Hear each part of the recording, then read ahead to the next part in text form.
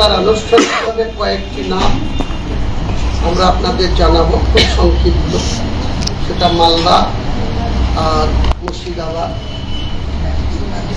এই কেন্দ্রে একটা পশ্চিম মেদিনীপুর, এটা নিয়ে টোটাল একটা সংক্ষিপ্ত ঘোষণা করছি। বাকি আগামী 22 তারিখ রবিবার বেলা ঠিক 1টার সময় টোটাল 182 যেটা যেটা বাকি থাকবে, নিম আমার সঙ্গে আনুষ্ঠানিকভাবে জোটে থাকছেন।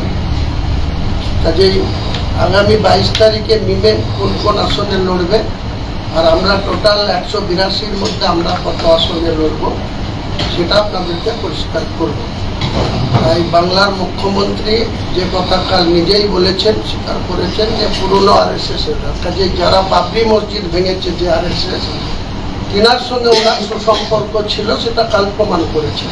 তাই বাংলার মুসলমানদের বলবো, যারা বাবরি মসজিদ ভাঙে তার সঙ্গে মমতা বন্দ্যোপাধ্যায়ের এত সুখ্যাতি থাকে, এত ভেতরে ভেতরে লাইন আপ থাকে, বাংলার মুসলমানরা যেন ওই বাবরি মসজিদ যারা ভেঙেছিল, যাদের সঙ্গে ওনার এত সুখ্যাতি, এত সুসম্পর্ক, সেই মমতা ব্যানার্জির মুখ আর মুখোশ যে আলাদা, সেটা যেন আগামী দিনে no vote to Mamata, no vote to TMC, এটা আমরা ডাক দিচ্ছি এবং এটা বলার জন্যই আপনাদের ডেকেছিলাম।